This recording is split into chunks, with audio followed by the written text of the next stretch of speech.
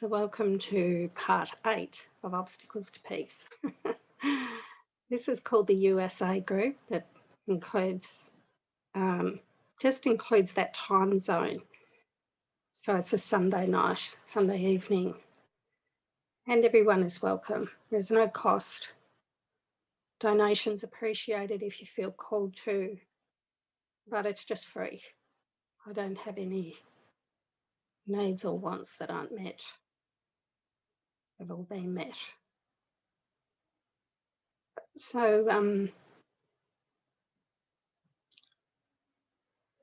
can't remember what I was talking about before. I was going to share. And I was also feeling to talk about. Not idolizing teachers. All right, so 2 little things I'll talk about first. Not idolize teachers, and some things are for you, just for you, okay? So it's very important to remember Buddha always said, listen to my message, don't idolize me, idolize the message. So because we can get confused and think that the person is the message, whereas the message. So Jesus, he didn't want us to idolize him. He said not to be in awe of your brother. So it's very important. That's been one of the reasons why I've not started any particular organisation or put myself the head of anything, because no one is. We're all equal. And we're all going to play our part. We're all playing our part. We all have an equal part to play. So it's very important to see yourself on your journey as if you're on a long road ahead. So I think in America there's this Route 66. I don't know anything about it, but I remember maybe hearing music about it or songs. There's songs and music or movies. And I just have this vision of this great sign and there's this long road. So if you look at your journey as you're hitchhiking along that road, and this group has pulled up beside you and said, hey, would you like to jump in and share the ride for a little bit? So you jump in a Zoom group and you join all the people here, including me, for a little travel down that road. But it's your journey and you jump in and out. You've got the Holy Spirit with you. You've got Jesus with you on your journey.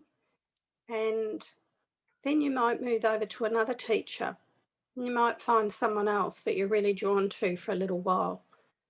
These teachers and teachings and books are all, you're hitchhiking with them on your journey.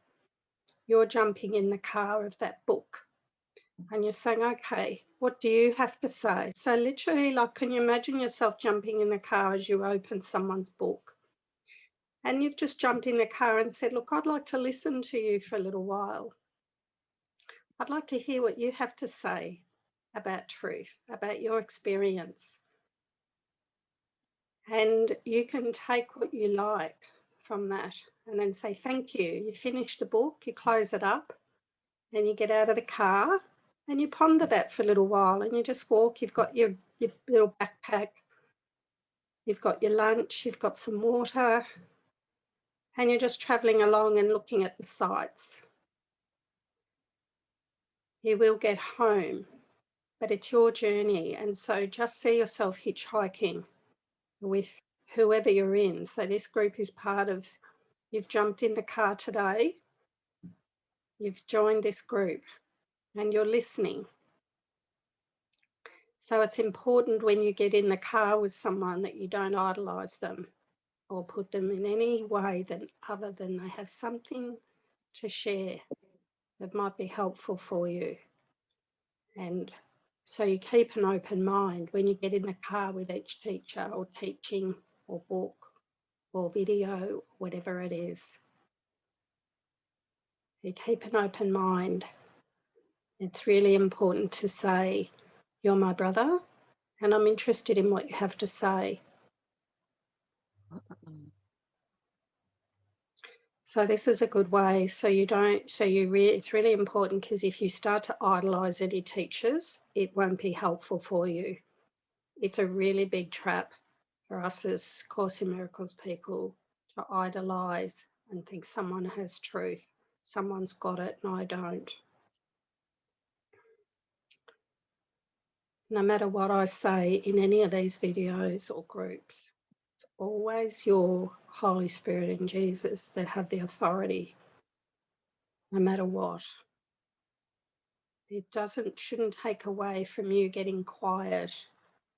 These groups are for two reasons. They can help you if you're guided to jump in the car and travel a little while with this group today, and then you jump out when you close up the device and you're back on the road.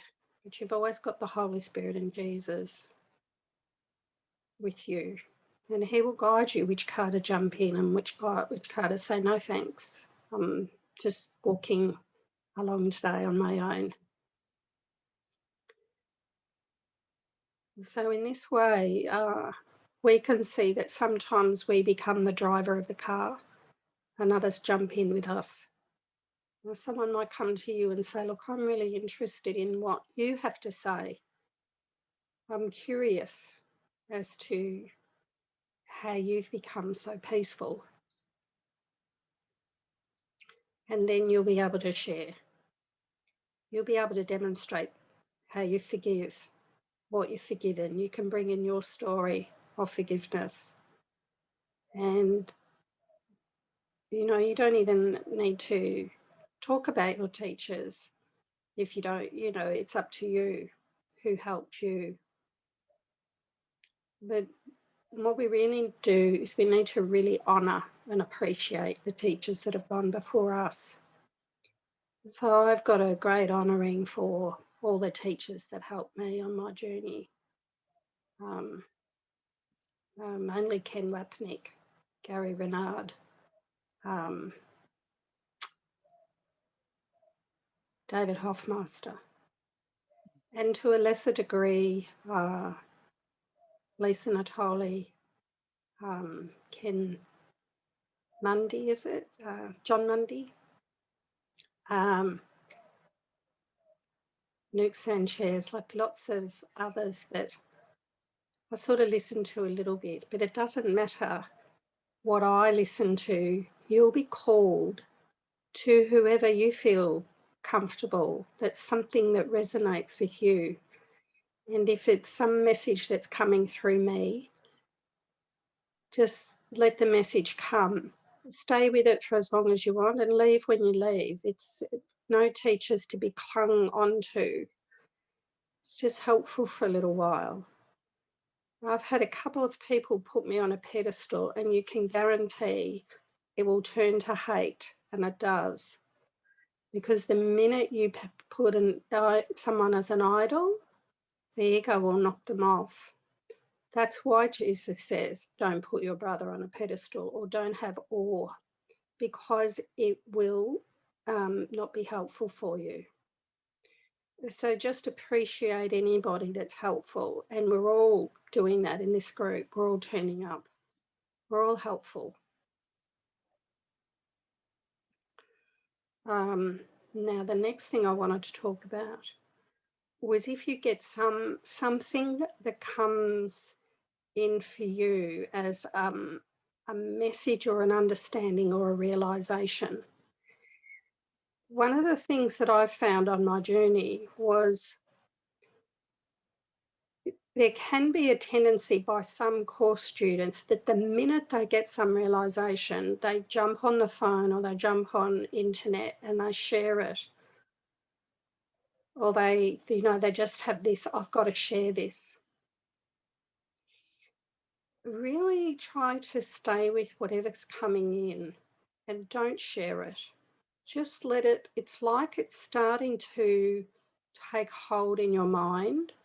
Really sit quietly with it and let it marinate and start to bloom. Sometimes being a Course in Miracles teacher or host of a group or something along those lines can actually be, in a way, make it more difficult for you to realise truth. Some of the people I've met in my journey, they talk to people every day and they host groups and they do certain things, which there's nothing wrong with that. But what happens is that it's a little bit like the unhealed healer, but you feel because you're holding a group and you've committed to it in some way that you need to continue on with it. And it's the ego's laws that if something is started, it has to be continued, and you can never rest. You can never take a day off. And that's the ego's way of holding groups or whatever you're doing. It might be that you've got some sort of setup where you talk to someone at a certain time every day. I had one lady that came to stay with me, and she had been doing a lot of little groups and talking with certain people every day for a long period of time. She never just had the freedom to actually have complete quietness for the whole day for a long period of time. And I said to her, why don't you take 3 months off? Just take 3 months. Just rest. Just have nothing to do. No one to talk to. Nothing to discuss. She came back to me and she said, look, I can do 3 weeks. Now, it wasn't like, it's not like she had to report into me. It wasn't like I was saying, come back to me and tell me what you can do. I said to her, this is not, you have to tell me how long you can do. This is just a recommendation that you take 3 months off and really go deeply into your own mind and find every little scrap of darkness and spend that time to release it, to work to release it, to be free of it. And I said, when you come back after that 3 months, you'll be an amazing teacher. So she really felt she couldn't take that time, which is a shame, really. And she felt very uncomfortable telling the people that she talked to every day that she was taking a couple of weeks off. See how we feel responsible? There's a responsibility feeling in that. It's not helpful if we feel responsible for others. So she came back after that 3 weeks, and I had a couple of sessions with her, probably once a week for those 3 weeks. She said to me at the end of the 3 weeks, I feel amazing. She said, I feel much more peaceful than I felt ever. And she said, but I've told everyone I'm coming back to speak to them. She said, how I wish I had have taken a bit longer.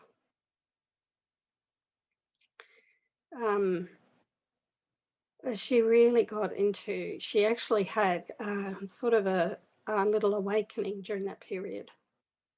And she came to me and she said, okay, it's just all love. I'm just experiencing everything as love. And we just started laughing together. But it has to be continued. This journey has to be continued.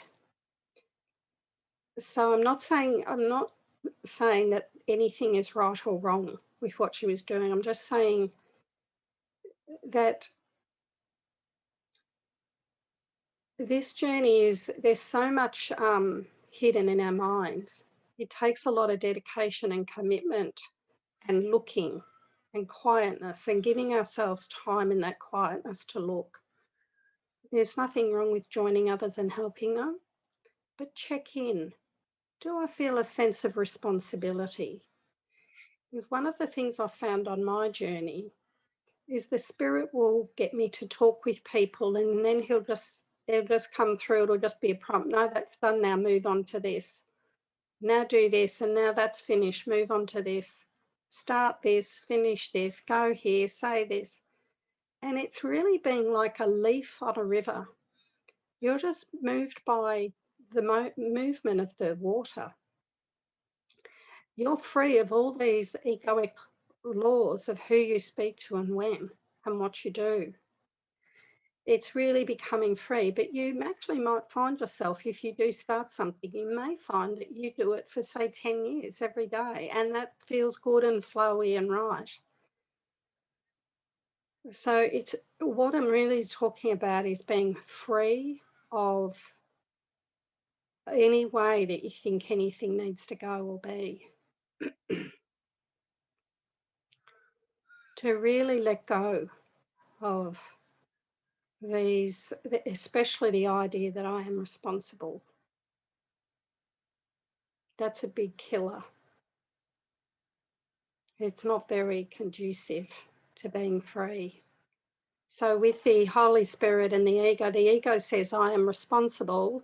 And the Holy Spirit says, you're here to be helpful, but I'm the one that leads you if you are to be helpful.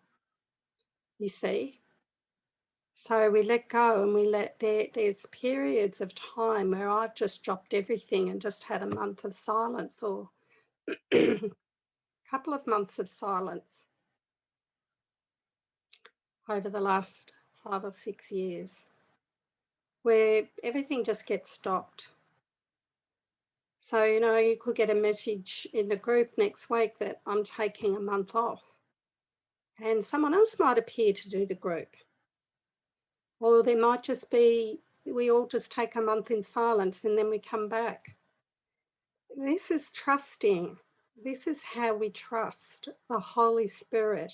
We just let go of all laws of how anything has got to go, including groups, and when we see someone and when we talk to someone and how much time we spend with them. It all has to be guided. So it's really important to, if you get any realization or any understanding, just sit with it. Just allow it to permeate into your mind. Really, if you've got this feeling of rushing out to call someone, or, hey, guess what, I just had this thing, just stay with it. Just allow it. There might be some things that you're just not called to share with anyone, or they might be shared years later. Because as we're going within and we're getting this illumination of our mind, it's really, the light's going to be really starting to turn on. And if you rush out to share it too quickly, it can stop the deepening of it. So there's just a couple of things that I've found for myself on my journey that can be helpful. Taking periods of silence where you can just, especially in lockdown, if we've been here in Melbourne, I think I've heard it somewhere that we've got the harshest lockdown in the world. So this is interesting.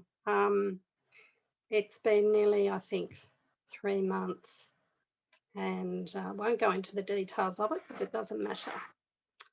But it's not lockdown for me, because lockdown is a meaning that you would give to something. The lockdown would give a meaning to, freedom is in the mind. It's got nothing to do with where the body goes or doesn't go or what it does. Freedom is freedom of mind. It's freedom of any meaning on anything. A freedom can't be found in the world by where the body goes, whether it's, because at the moment it's locked down to a certain, what we call 5 kilometres, which is, I think, maybe 2.5 miles. I think it's about half kilometres to miles. So to think, but there's a lot of minds really suffering, apparently, And it's just a meaning. It's this idea that I'm lacking something. So I won't get into that because we're going to go through the second obstacle to peace, and we'll get on to a little bit of that. So the second obstacle to peace is the belief that the body is valuable for what it offers. Now, I put up in the Facebook group and I shared some questions last week. So I'll just have a little talk about this. So we start to think, the truth is that we're never in a body or have a body, that we're seeing ourselves somewhere seemingly as a body. There's a part of our mind that is split off and thinks its whole sensations are through its body. So it feels that it's in a body. It feels like I am in a body. And what it's asking us to do is get above the battleground, which is to get back into something that is aware of the sensation of being in a body. It's not caught up in the touching and the seeing and the hearing and the smelling of the body, the senses of the body. So you can't know the world except by or through the senses, which is the eyes, the ears, the taste, the touch, the feel. Probably missed one there. Anyway, it doesn't matter. You know what I mean. So I like the analogy of the virtual reality where you put on the avatar. So you're sitting down with the virtual reality goggles on, but you've taken yourself to be the avatar and you're experiencing all the things that the avatar is like just a false body. It's just you could be anything, male, female, something in between. And you're experiencing everything they touch, that hand that touches, you experience that. What you want to do is you want to talks about getting above the battleground, which is becoming to not be so involved.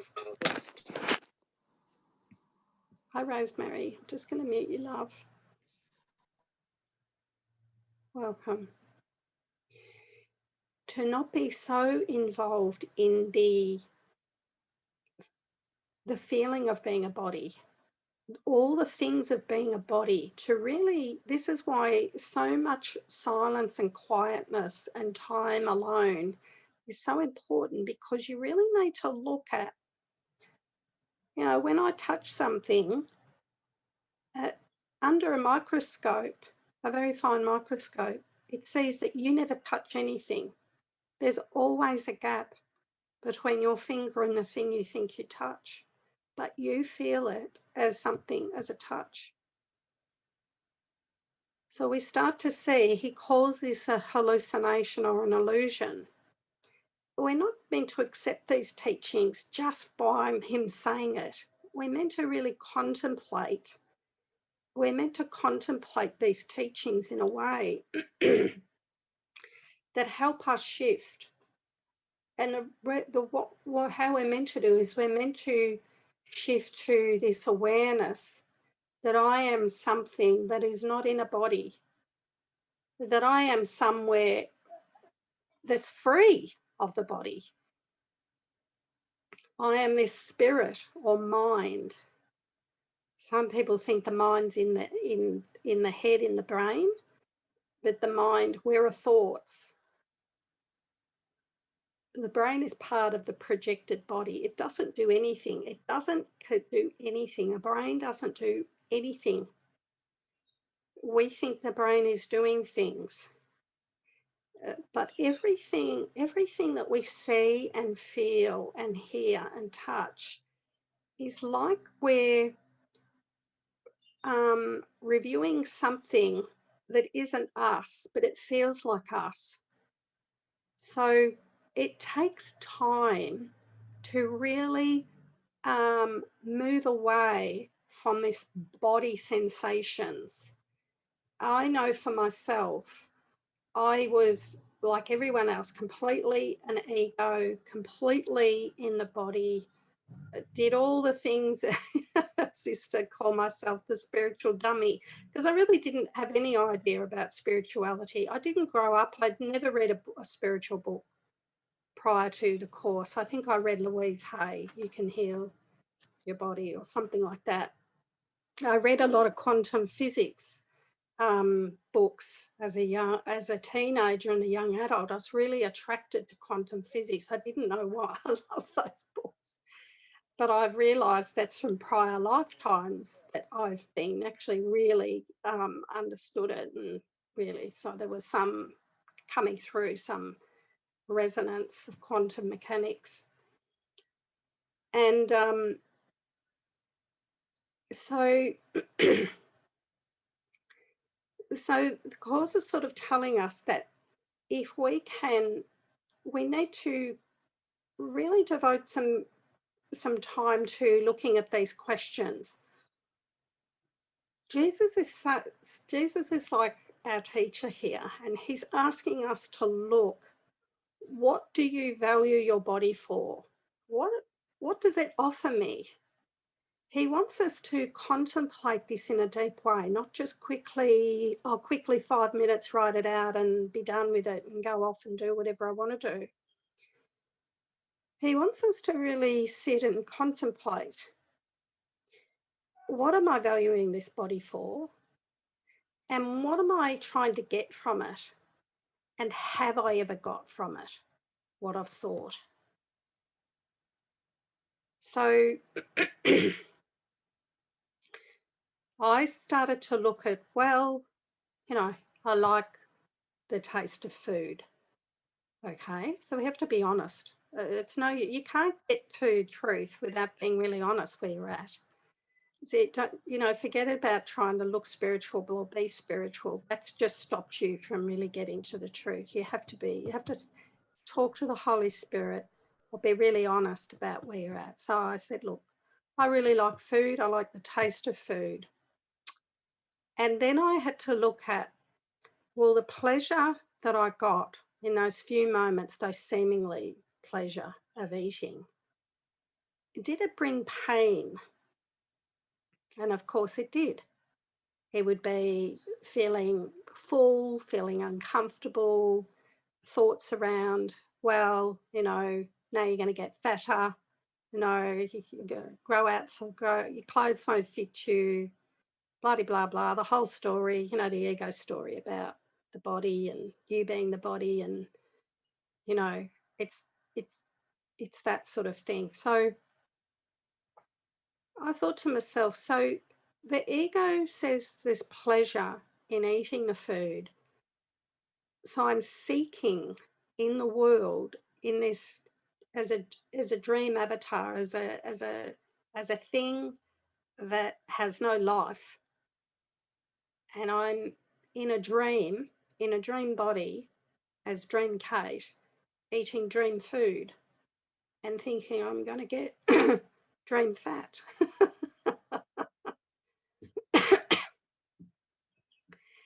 So it's like the truth is that spirit is beautiful, whole, invulnerable. It can't be touched by anything here. And that's who we are. So that's above the battleground. So anything here that we're doing, we're like little babies seeking for pleasure and not finding it and throwing a little tantrum when we don't get it. And so the guilt of eating too much or eating the wrong foods. And so I could have been a dietitian at one stage, because I thought food was really the way to bring about happiness for me, because I have suffered chronic fatigue, tonsillitis, and lots of, foggy head and everything like that. So I came to look at food as a way to help me. So I spent years and years buying all these little vitamins and shakes and herbs and lots of different things to try to make me well. Nothing ever worked. Nothing ever worked. It just didn't work. I still felt terrible. So when I decided to do the course properly and not impose my ideas or do it a little bit like I'll do the course, but I'll do my other life as well. I'll have my life and I'll do what I want to do, and then I'll do the course on the side and hope it works. It doesn't work like that. You have to actually give everything over to the course's teachings. And there's no sacrifice in that, believe me. You're going to have so much peace and so much joy when you do that. Because you're going to let go of all the things that you believe that are causing you to be upset. They're going to go. They're just going to be seen as false. So I gave up what I thought was valuable. So I just gave over my food and what I ate to the Holy Spirit. And so I let go of all the things that I'd be saying to people, don't eat that, that's got that in it, and eat this has got this vitamin in it, and eat this much of this.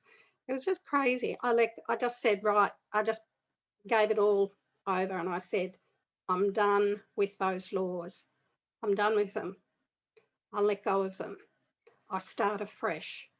So I just don't believe anything, any food can do anything to me. I just gave it up. And so I just see food as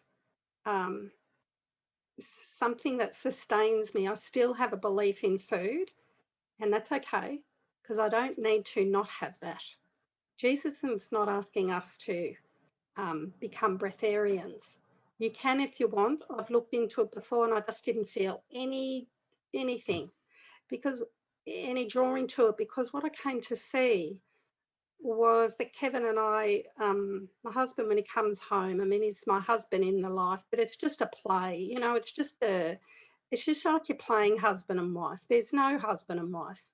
It's just a big playground here, right? And he gets to come home and he's been at work and he plays the carpenter and I play the Course in Miracles teacher. We're just playing these roles here. And you're just playing whatever character you take yourself to be, and it's just a big play. So he comes home and he looks like he's been to work and he sits down and I'll just say, Holy Spirit, what would you have me cook today? When I go shopping, what would you have me buy? And I just seem to have I just get all these things, put them together. I never make the same meal twice, really. It's like mix it all up, throw it together, cook sometimes it's raw, sometimes it's cooked, and present it. Kevin doesn't always like the things that I cook, but he sometimes goes and gets his own thing. So it's like it becomes easy and effortless if this food is me as a dream figure eating food in a dream. What's it matter, right?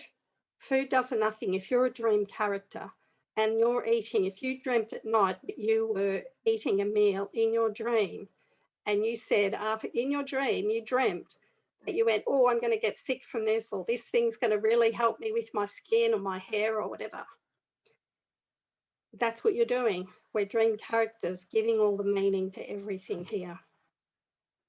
So if we're spirit and mind, we're above the battleground. We're something that's invulnerable, that can't be harmed by anything. This little bit of, if someone chopped my hand off, then they can't harm the spirit that I am.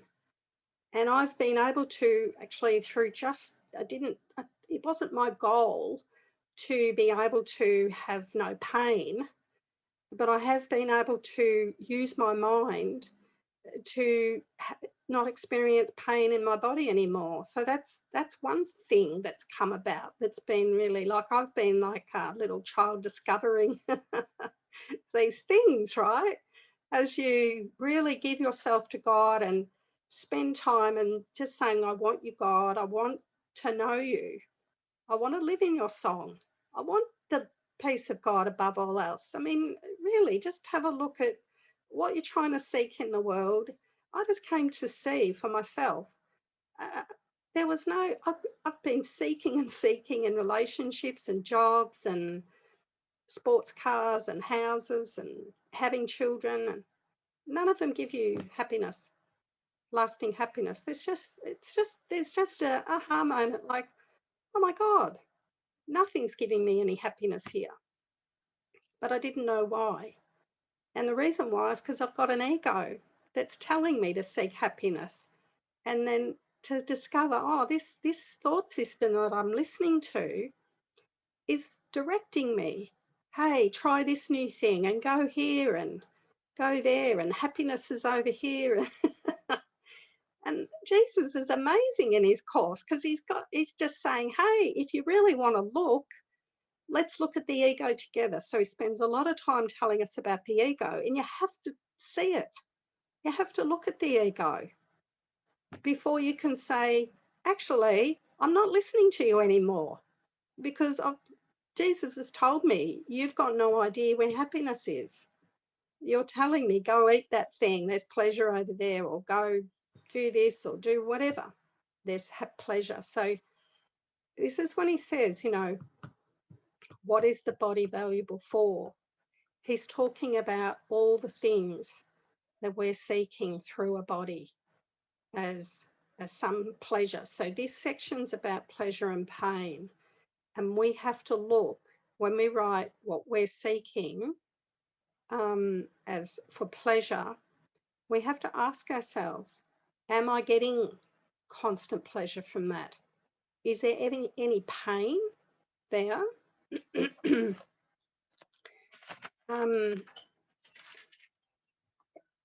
This is a sentence in the next section. You don't need to, if you've got your book, don't worry about looking it up, because I'm only going to read one sentence.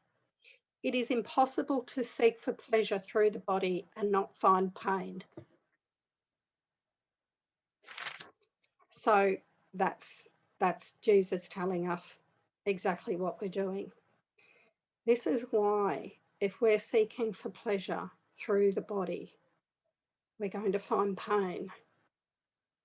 And that's why he's telling us that we really, to let peace flow through in this next obstacle, we have to tell ourselves there's nothing wrong. So I'm just sort of giving this analogy about eating. There's nothing wrong with eating, right? There's nothing wrong with having a little preference. Sometimes you can feel, some teachers say there's something about preferences. You shouldn't have preferences. You're going to have a preference. You're going to have a preference whether you have sugar in your tea or coffee or don't.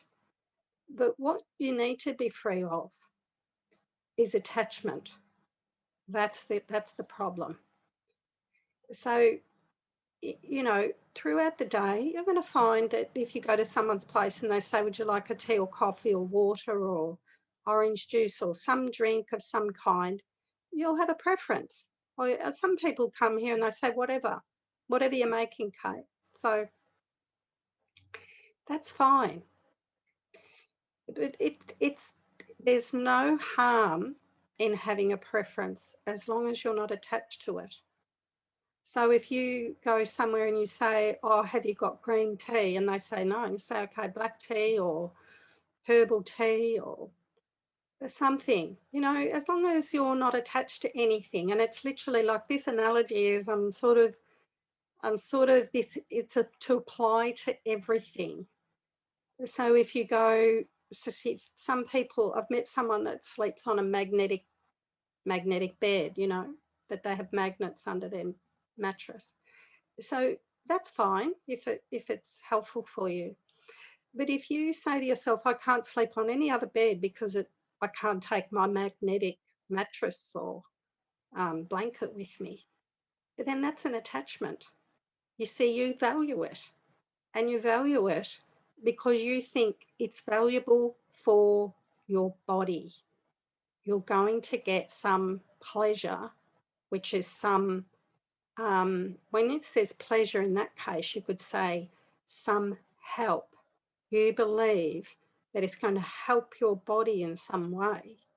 It's going to defend off something, you see. And in that, that's how you start to reveal to yourself all the hidden values that you're giving to things of this world. Now, you don't have to get rid of them overnight. I just spent years just noticing all the little things that I'd given value to. If you're really dedicated to the Course in Miracles and being free, you don't have to give them up. You can sleep on your magnetic bed. That's all right. You can or can't. Just notice it and say, lesson 76, there's no laws but God's. Right? Nothing here is doing anything. It's my belief in it that helps me. And then I stop believing in it. If I was to read an article and it says, oh, lying on a magnetic mattress causes cancer, I'd quickly get it off the bed and throw it in the bin. You see, I'll whatever I believe by anybody here. But the thing is, no one knows. That's why someone might get cancer lying on a magnetic bed and say, oh, this caused my cancer. You see, this is what Jesus is telling us, that we can find for and against in everything here. That's why we're so confused. We're trying to find pleasure, and we're trying to get rid of pain, anything painful. We're trying to run away from pain and seek pleasure in a world where you can't. Everything here, he says, it is impossible to seek for pleasure through the body and not find pain. So you might, it's just generalized across everything, your whole day. You're literally, if you're seeking for pleasure in the world, it's going to bring pain of some sort. So this, I could talk for hours about this sort of stuff, but I'm going to try and zone in on just trying to keep my mind really focused in on this particular, what Jesus is teaching us here about. So the body and what we're valuing in it, we all each have to look. We have to look, because no one can do this for you. You have to do it for yourself. You have to say to yourself, has this thing always given me eternal pleasure and there's been no pain in it? And through that answering of that, then the answer will reveal if you keep seeking it. You're the one that has to have the answer to that come into your mind. So the way I've lived, I used to, when I was practicing the course in this transition period, the purification period, I thought, oh, it's really bad to have a preference. So I tried really hard not to have any preferences. But through a realization not long after that, it was like the Holy Spirit showed me there's nothing wrong with having a preference. Just don't be attached. Just live simply, and you're fine to have a preference, because to make a preference wrong is making it as real as having it. Do you see what I mean?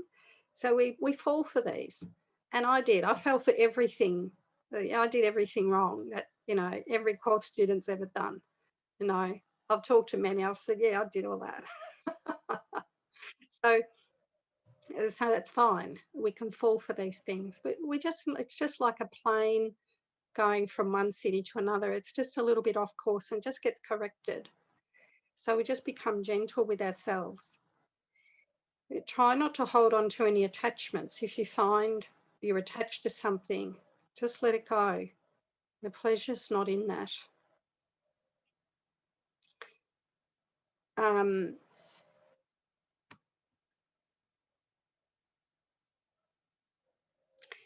So the holy relationship is talking, I'm just going to read this little bit, which is in the section that I asked everyone to read. There is no obstacle that you can place before your union, for in your holy relationship I am there already. We will surmount all obstacles together, for we stand within the gates and not outside. How easily the gates are opened from within to let peace through, to bless the tired world. Can it be difficult for us to walk past barriers together when you have joined the limitless? The end of guilt is in your hands to give. Would you stop now to look for guilt in your brother? Let me be to you the symbol of the end of guilt, and look upon your brother as you would look on me. Forgive me all the sins you think the Son of God committed, and in the light of your forgiveness he will remember who he is and forget what never was. I ask for your forgiveness, for if you are guilty, so must I be. But if I surmounted guilt and overcame the world, you were with me. Would you see in me the symbol of guilt or of the end of guilt, remembering that what I signify to you, you see within yourself? From your holy relationship, truth proclaims the truth, and love looks on itself. Salvation flows from deep within the home you offered to my Father and to me, and we are there together in the quiet communion in which the Father and the Son are joined. O come, ye faithful, to the holy union of the Father and the Son in you, and keep you not apart from what is offered you in gratitude for giving peace its home in heaven. Send forth to all the world the joyous message of the end of guilt, and all the world will answer. Think of your happiness as everyone offers you witness to the end of sin and shows you that its power is gone forever. Where can guilt be when the belief in sin is gone? And where is death when its great advocate is heard no more? I'm just reminded in that, well, first of all, as just said, like the words of the course are like a love song, sung to you who reads it, sung to us as the one Son, the one mind that forgot, seemingly forgot, but really didn't. So many paradoxes in the course. But it's beautiful. But I did say that I'd link in the holy relationship and death. So your holy relationship, you have a relationship with food, with your body, with your job, with others. You have a relationship with everything. That's what I came to notice, that I'm in a relationship with everything. And my relationship that I have is through my thoughts. I can't relate to anything unless I have a thought about it. Now I'm either going to have an ego thought or a Holy Spirit thought. Otherwise, I'm just looking at an image, a thing that I don't know. So my perception is how I relate to it. So if I look at a biscuit, I can't know anything about it except the past.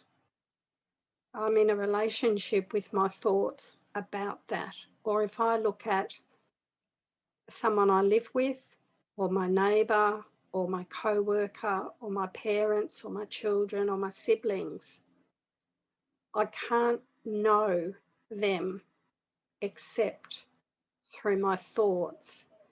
and my thoughts create a perception. So perception and thoughts are very similar in that the thoughts give a meaning to anything that I'm in a relationship with.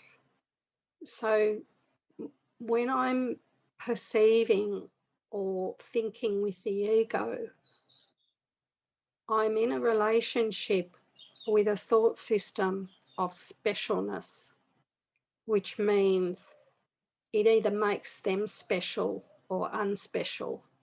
It either idolizes them or hates them.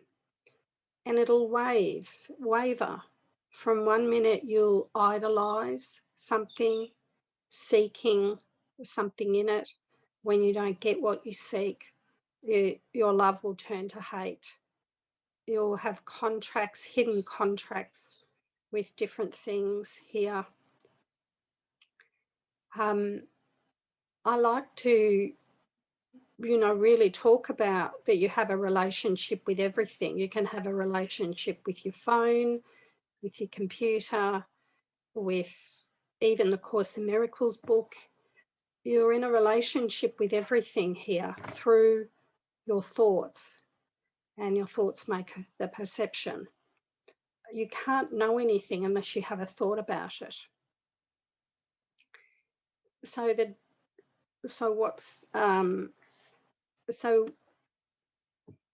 let me get back. So I'm describing the holy relationship. So the relationship, I just keep getting prompted. I'm getting off track. Get back on track.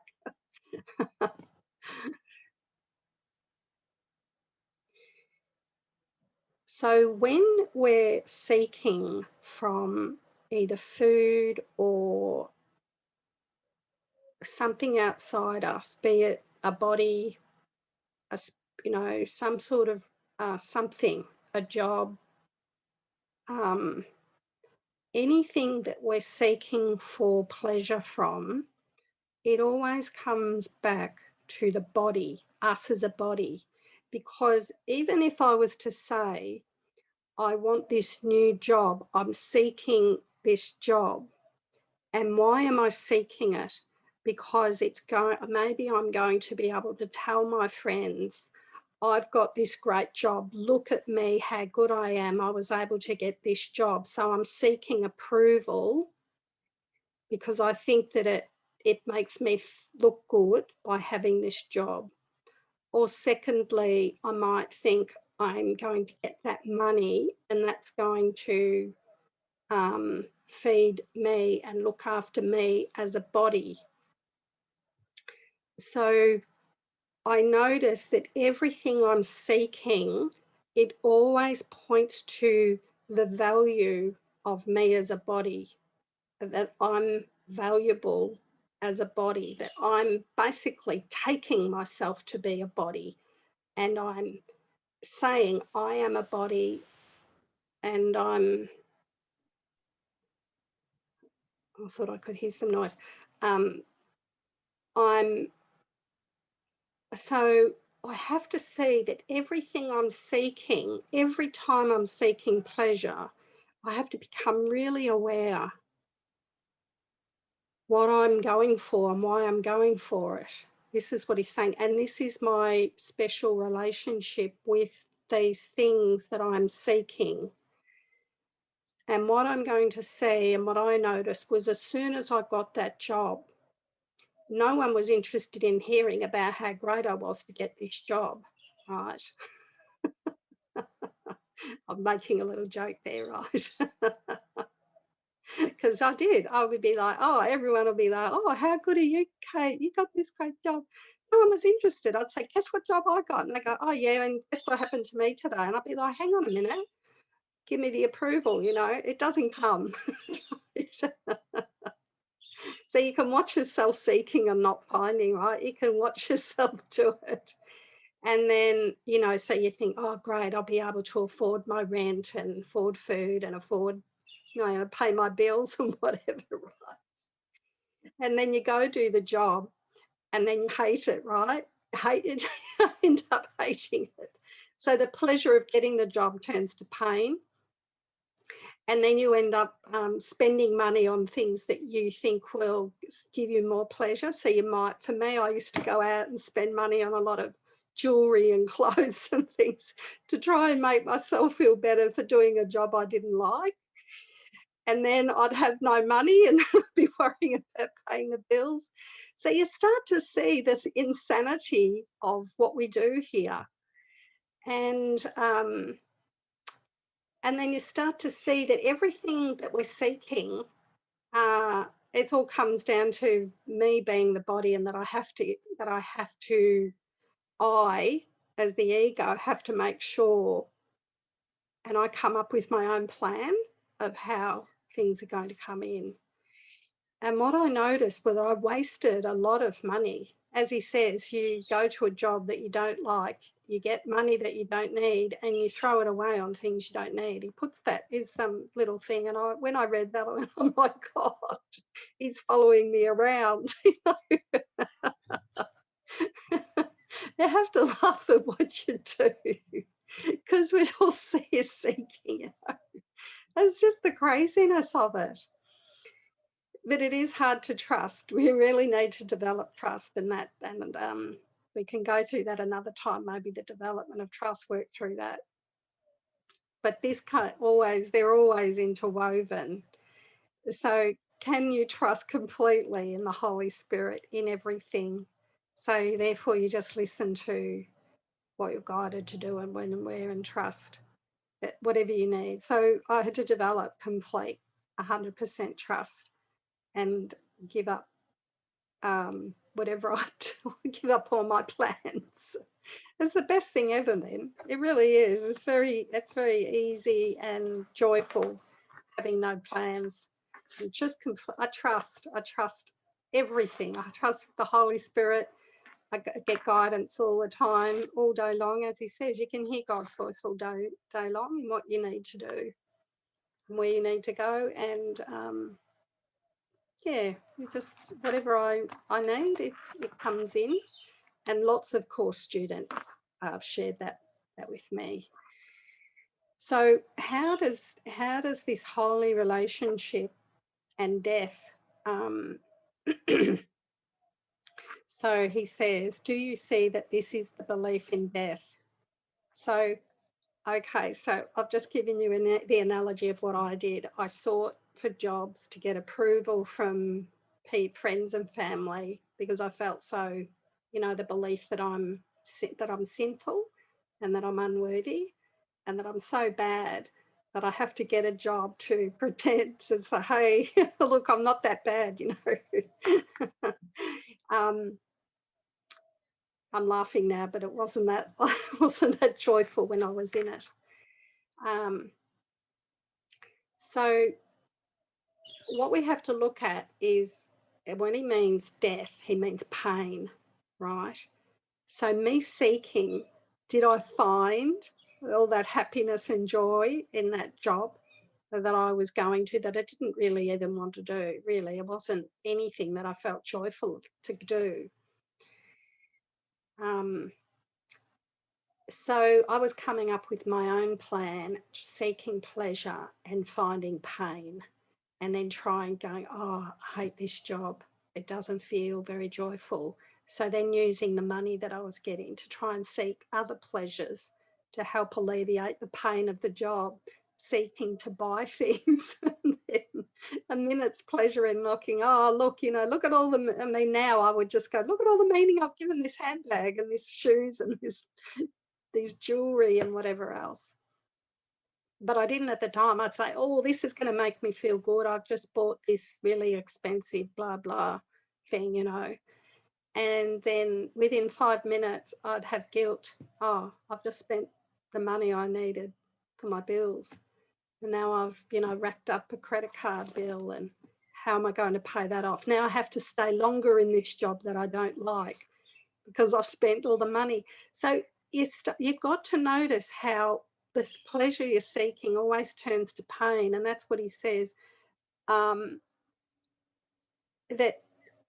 I'm looking for salvation, which is pleasure. Some salvation. When we think salvation, we're seeking for salvation in this thing that we're looking for. It might be a relationship or a job or a new car or something. It's like you have to really look at what you're seeking in it. It's always to do with you as a body. Do you not see that this is the belief in death? Here, the focus of the perception of atonement as murder. Here is the source of the idea that love is fear. So it's like because we in that state of mind, we have no awareness of where our true home is and where happiness and really a contentment and a peaceful place. We're like in a dark room searching for something that's going to give us a scrap of pleasure. So we have to come to the end of the tether. We have to do all the seeking and not finding, to give up and say, look, this just doesn't work. And that's when we start to see that when we did seek for all things in the world, we're actually, what he's saying is the perception of the atonement as murder. Well, we feel defeated. We go home, we're all like, oh God, I'm so tired. I just want to get into bed now. I've just spent money on things that I don't need. And now I have to go back and work at a job for longer that I don't like. So it's like, it's insanity, right? It's insane. Because we're lost. We're lost in a world. We don't know how we got here. And we don't know the way home. And then all of a sudden, I think the Course in Miracles or some spiritual path will come in to help you when you have that moment like, oh, there has to be another way, or some sort of thoughts around that. This is just craziness here.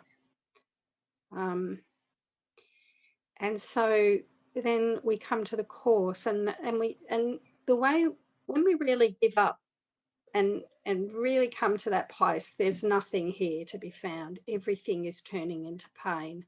When I'm seeking pleasure, it always has pain as the opposite side of the coin. I get this like 5 minutes of pleasure and then weeks and months of pain from it. So this is really what Jesus is asking us to do, is to see that that's death. What has the body really given you that justifies your strange belief that in it lies its salvation? So we think that if we can get this little bit of pleasure from the body, he's really, this section is to get us to give up seeking pleasure for the body. And it's not like we have to decide to give up. We have to come to it by contemplation of this teaching. We have to really look at it. The Course is about, rather than going, oh, this is all too hard, it's all too complicated, and we sort of turn away from the teachings, we have to turn around and look at all these things we're doing, all these things. He's really saying, look at this with me. I'm here with you. I'm going to join you and come with you and look at it and show you that you're not bad for seeking these things. You're just mistaken. You're not guilty for working in a job you didn't like for years and years. It's just trust me. And then, okay, so we turn our focus from seeking outside, coming within. So we say, okay, Jesus, where is that happiness? Where can I find that really eternal happiness? And he says, come within, let go of this seeking. Just sort of let go of it and just have an experiment. Just look within. Come to spend more time joining God within you, getting in contact with that love. and start to know yourself as that love and recognize that that's who you are, that love within. And so he's really talking about, O come ye faithful to the holy union of the Father and the Son in you. No, the kingdom of heaven is within you, is you, he says. So we have to let peace move across. So in other words, how peace moves across what we value of the body is we have to let go of the seeking. We have to decide, I've seen it. I've seen what I think that the value of being a body and seeking, and let that go. And peace will then flow across. So I am within your holy relationship, yet you would imprison me behind the obstacles you raise to freedom and bar my way to you. In other words, when we hold on to that we can't let this thing go, this thing that we're seeking pleasure in, we have to let go of everything, and that includes sex, touch, kissing, hugging, anything that we have that I get pleasure from this. And that can be a tough one for a lot. I've had to go past all of that in my journey of being okay with not being touched at all. My husband Kevin doesn't really like me talking about him in my videos. He's asked me not to, but I will share this one thing, okay, is that he's not a toucher. He doesn't really have this thing about touch. And I generally love to touch. I love to hug and kiss, hold people's hands. And so when he arrived out here from Canada and came to live with me, I really had to confront the next level, because I had no idea what had to be undone at that stage when he arrived out here. And he just said he didn't like being touched and he didn't like to touch. And I had to, in that moment, just let go of all any preference of attachment to that. And we don't touch much at all. So he's been here nearly 3 years. And so some of these things you're not even going to be aware of. But I'm actually completely happy with not touching anyone now. I've let go of all that. It's got nothing to do with how we join. I don't have to, but most people that come to my house, you know, I give them this big hug, but I don't have to. So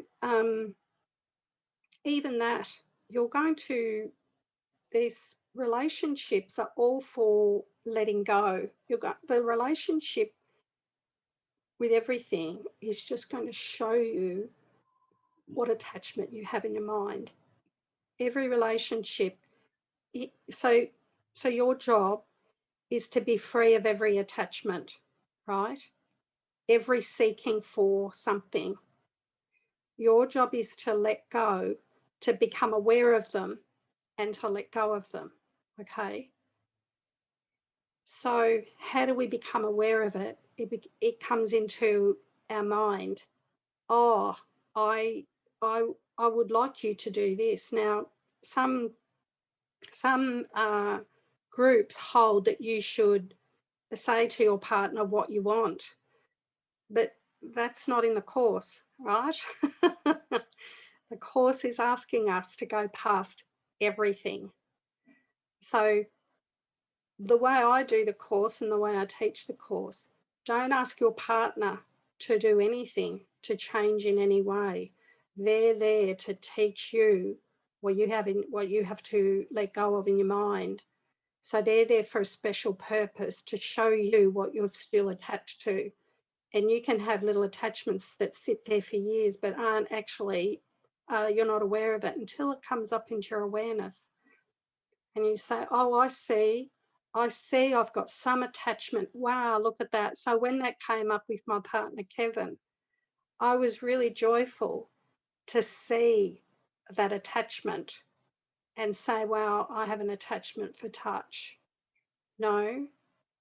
And so I just said, so I found that what happened with Kevin was, the Holy Spirit said to me, you're like going to the next level of freedom, because it's like, if you can imagine yourself like a Zen monk and you're in a monastery and you say, hey, I'm really peaceful now, and they'll put you in a room where they'll, hit you with branches and sticks and say, how peaceful are you now? So through my journey, I went to live with my mum for 14 months. And then I went on a holiday with my dad. And now I spend a lot of time with him. But through that period, I was guided to keep seeing him, because I had to wash everything out of my mind that was, coming up. So this is how we get free. So we really want to welcome these big, what we call, forgiveness lessons. We really want to say, right, well, if I want to be free, I have to have peace come over the obstacle.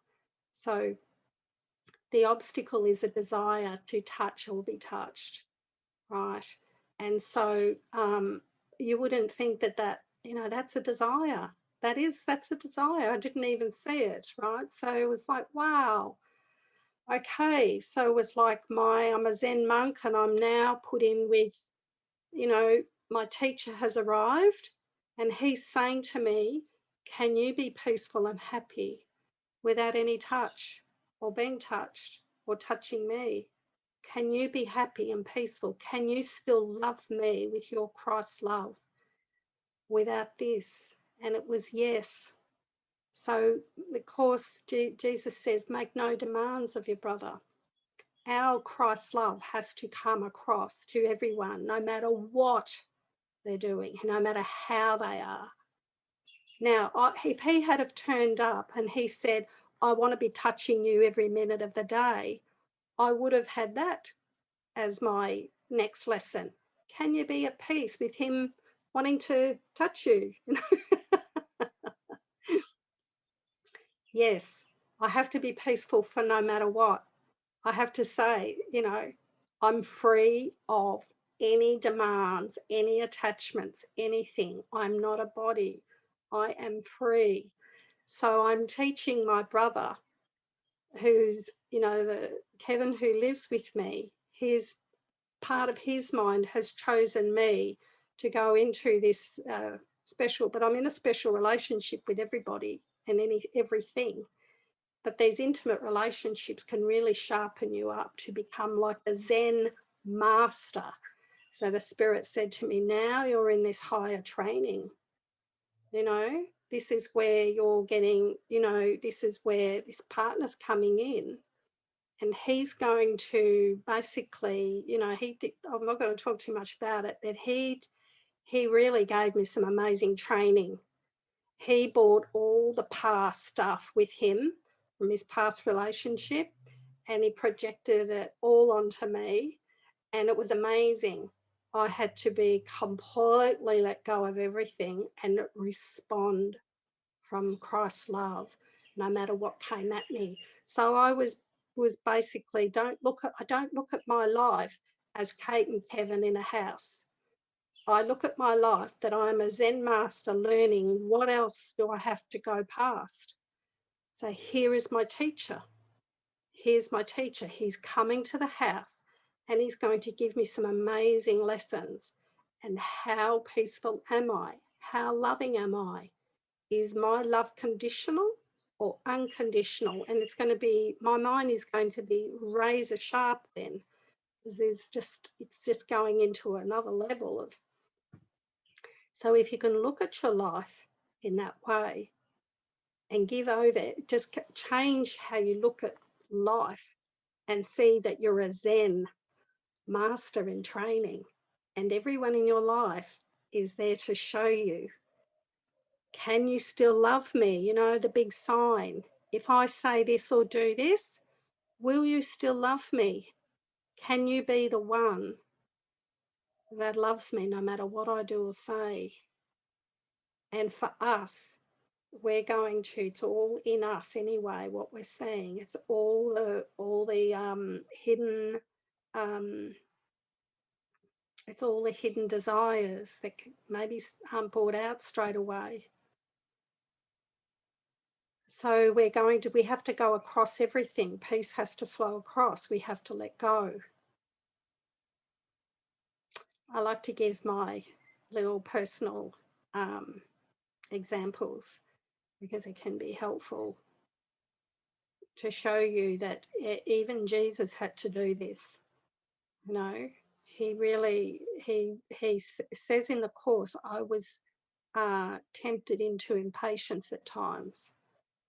He was the one that first did it. He's showing us the way. He's not here in a body, but he's the same, has the same mind as us. So let's go into a meditation now. Or has anyone got anything that they'd like to write or ask before we do that? Is there anything that you can write it in the chat if you like? Yeah.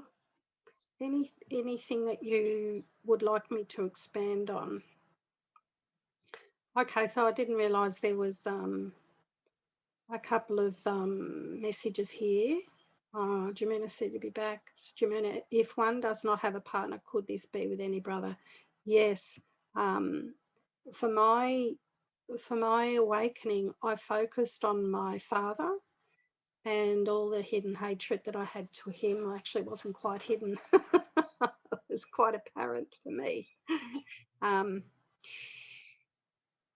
So we have to have all that hatred brought up. We can't let it down. And as I've said before, the ego hates you and hates everybody. So if you are feeling hatred, it's very normal. This is a world based on hatred. This ego thought system is really based on hatred. So it's very important to just know that we're trying to hide it, but we don't need to. We need to bring it up to see it as false. So we need to stop trying to hide the hatred and look at it. Look at it with the Holy Spirit and Jesus. So when you hate someone, and you will, you hate everybody, but when I say you, when you identify with the ego, you hate everyone and you hate yourself. The ego hates you. We read, oh no, that was in the other group, we read about the egos once you're dead. Right? So we have to look on the ego as it is, to choose against it. Okay, so no more, I won't get into all that about the egos. No questions on what I've written, or what I've said. Okay. So one of the things that we do in this group, what I really, like, I used to do a lot of inquiry, and I did the 6 Steps of Freedom, Dedrick Walsack, and I used to do Byron Katie's worksheets and things with people. And then I started to do join with people in going within and finding a joining with Jesus and joining with your brother. And over time, I just became disinterested in any other inquiry.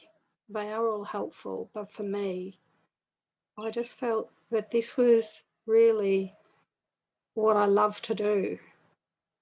What I think it's got, even if you can't get to it, it is helpful no matter, even if you feel there's no sense of experiencing Christ. this Christ love that we're going to just spend some time going into. It doesn't matter. Don't concern yourself with it. It does take some time to get to it. Some people get to it quickly. Some it takes just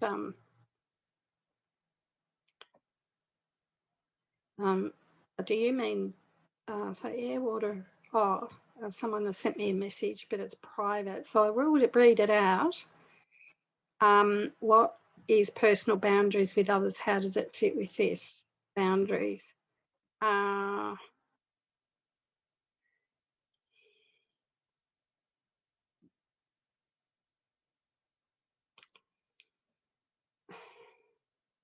I just don't resonate. I just can't speak on that because I just nothing's coming to my mind. I know it sounds silly, but there is no personal boundaries because that would be a person that had to have boundaries, and I don't feel myself as that anymore. I know it probably, I just can't speak on that. There's just nothing coming in to say. What I'm hearing is just do the course. This is what's coming in. That's what's been coming into my mind. Just do the course. But if you feel that you need personal boundaries for a while, there's nothing wrong with having them. But you want to go past all that. You want to go, so it's just be wherever you are. And just practice the course's teachings.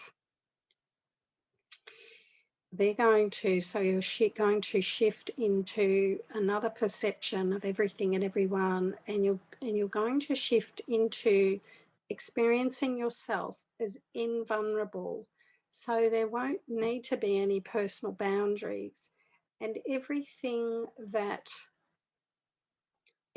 that you do or say is going to be guided by the Holy Spirit. So you lose this sense, even though it looks to everyone else like you're still Cate and Cate's body and everything, you're going to experience yourself very differently. You're going to feel a great sense of freedom, not really attached to the body as such, more using the body like a tool, and to spread God's love. You're going to feel, for me, I feel a spacious awareness, this infinite, vast love. The state of mind feels very open and vast and, like a divine love. There doesn't have a sense of me as a little individual that's separate. So that has left my mind, even though it looks like I'm talking about and seemingly coming, that's how it is. So I couldn't have a sense of personal boundaries because what I would have to be taking myself as a body that could be harmed to set up a boundary. And I don't have that experience anymore. So and the thing about it is that just really trust that when the experience comes in, it's going to be very different to what you think of as you're going along, because that's the one thing I've felt.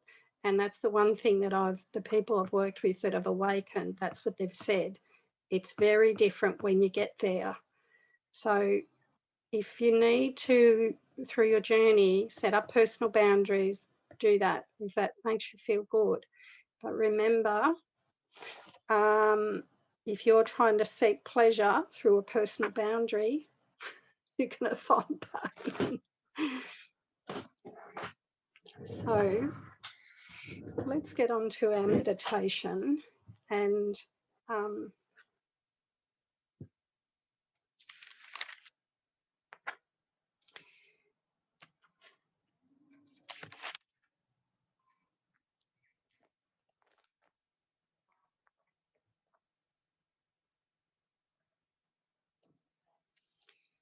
so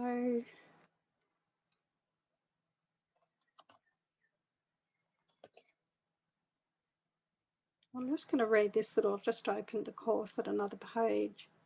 Just really along the lines of what we're saying about we have to see We have to see what we're choosing to choose against it. If we don't really look at it and have that awareness that it is bringing us pain, we're not going to choose against it. And this is just, I'm not even going to tell you, I'll just read it. Heaven is chosen consciously, but the choice cannot be made until alternatives are accurately seen and understood.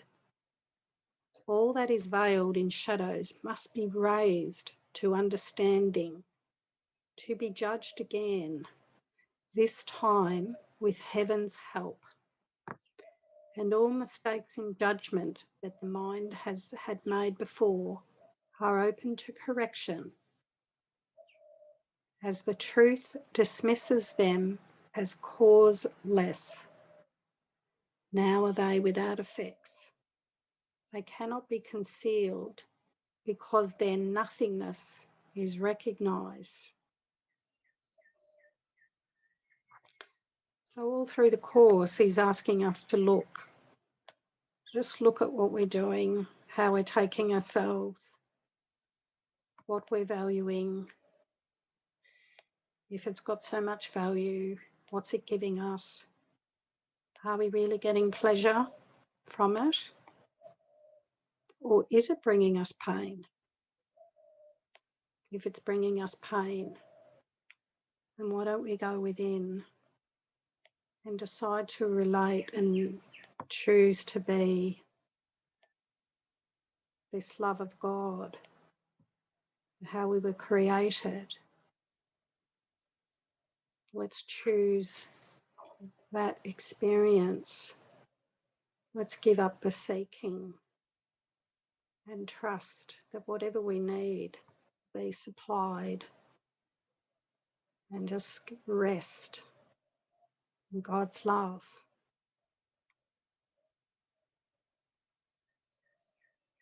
So just for a few minutes, let's just really go deeply and rest.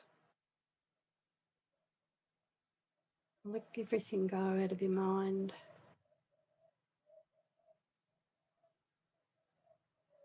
Let's just rest together in this beautiful peace.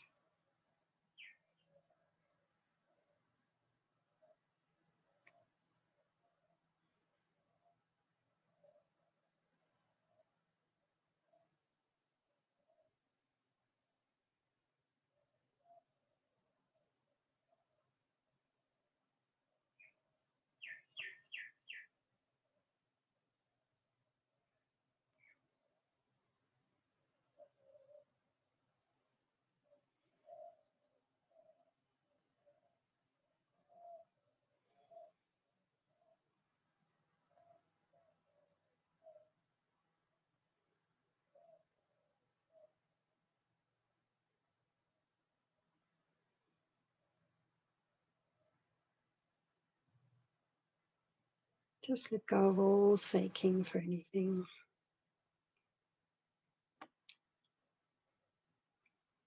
Just for a few minutes, you can let go.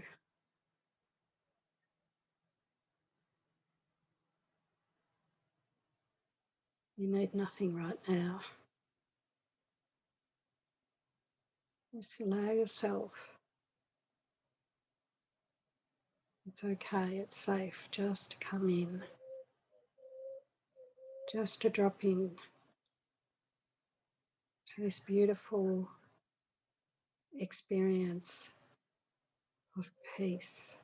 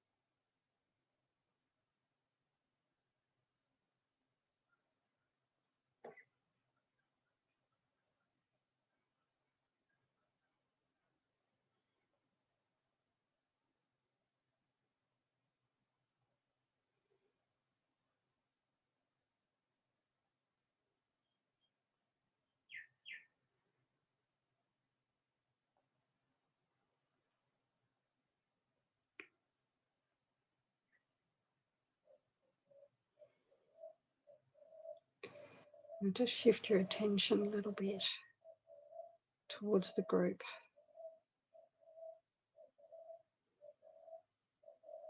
Just bring an awareness of everyone in the group. You don't need to open your eyes unless you want to, but just get a sense of everyone here and just bring them into your peace. Imagine just having a really, really huge, big heart full of love that extends out and envelops everyone. Just feel this love going out and blessing and touching everyone.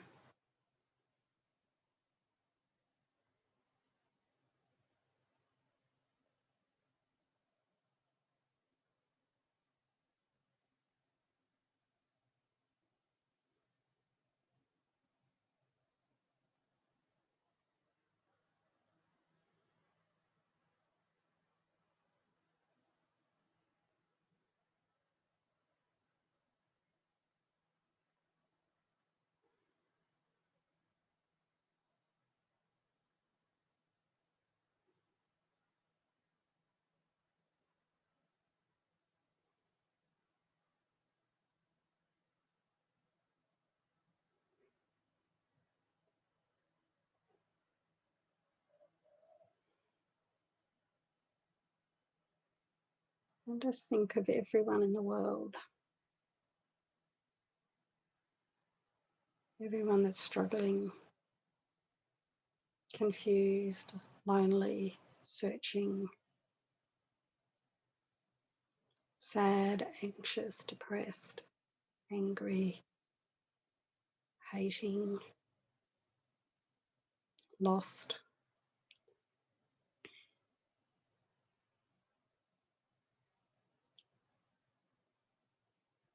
Just like us. There's no private thoughts. We all have the same ego thoughts.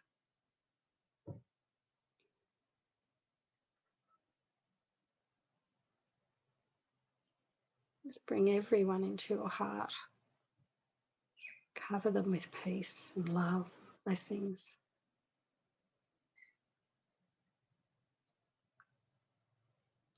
I'm getting very teary now.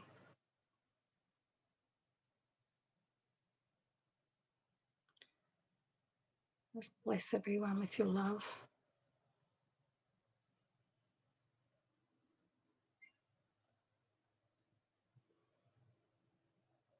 Let's bring them in.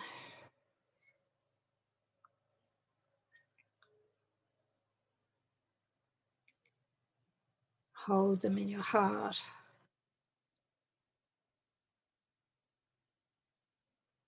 And just cover them with God's love.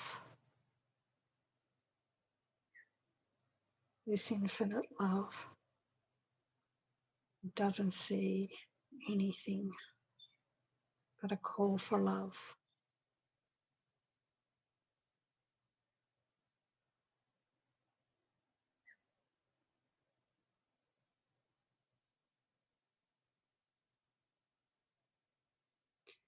See, no matter what anyone says or does, there's a call for love behind it.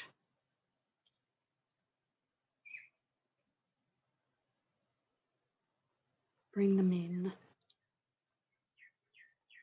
Let them rest in you.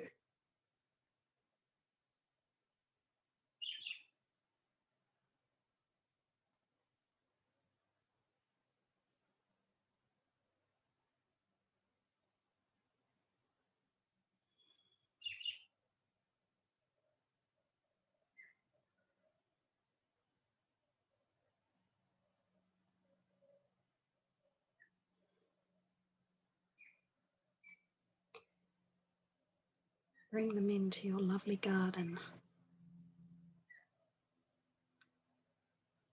a quiet garden of your mind. Offer them lilies. See yourself picking the lilies, the purity of the white flowers, and giving them lilies with a big smile.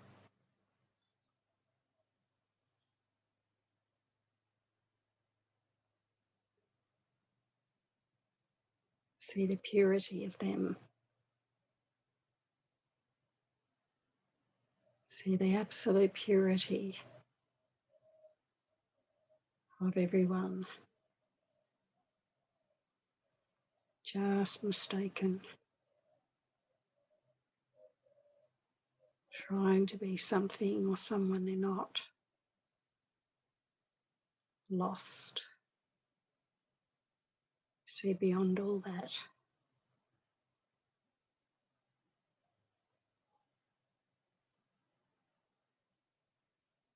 Use your mind to see them truly. See the holiness, the beauty, the Holy Son of God, the divine.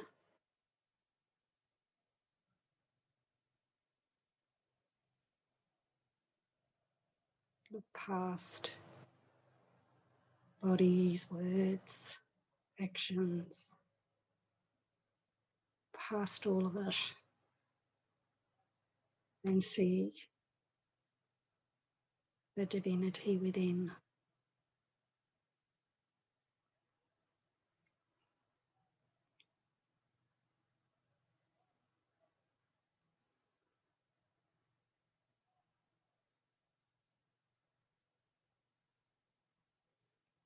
And feel that you've got arms as big as the world. See them going out and just wrapping everyone up in God's love.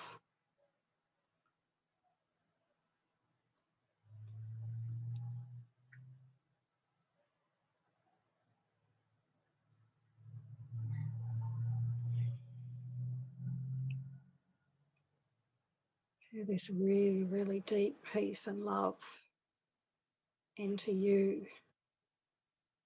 as you extend it. You might be feeling this amazing experience, this infinite, vast love coming through you.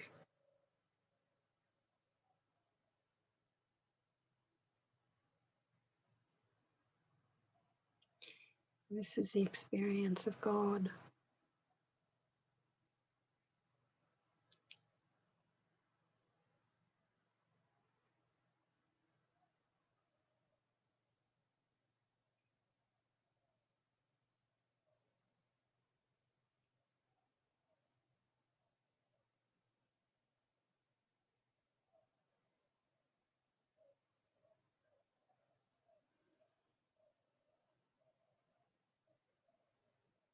Whatever experience is coming in, just allow it to be.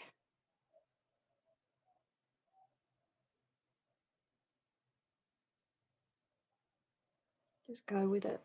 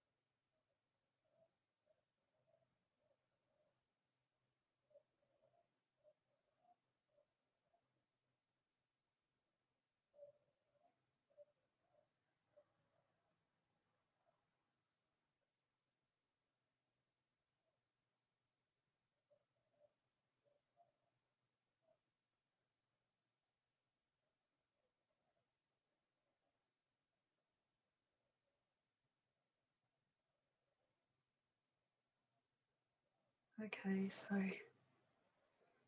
let's feel yourself coming back.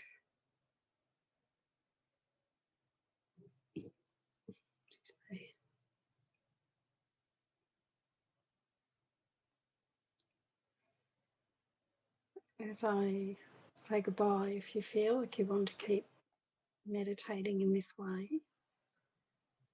you can continue after I turn off the Zoom. But what I suggest is for the next few hours is to try to stay in silence if you can. You probably feel that you won't want to speak much.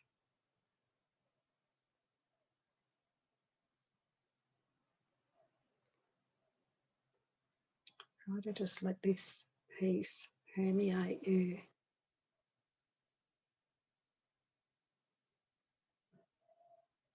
Try not to get onto your phone, or just give yourself at least an hour sit in quietness or go for a walk or just rest in bed. Try to let this experience continue.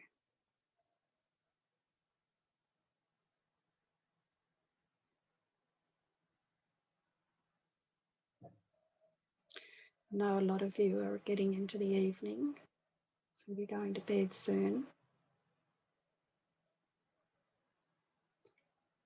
Try to really stay in silence between now and when you go to bed. Maybe read a little bit of a course or read a lesson or something.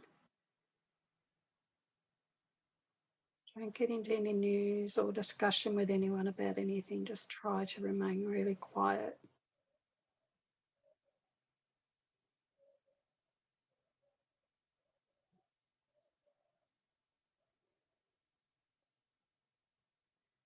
Let this experience really deepen.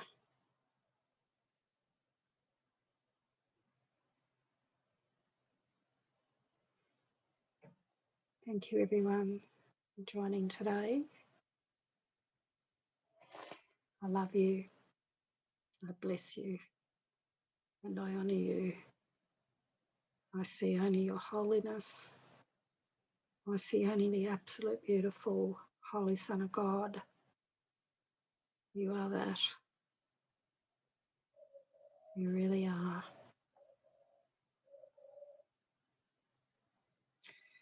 See yourself through my eyes if you have any doubt.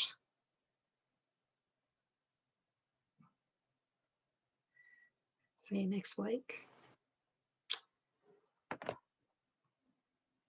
Bye-bye.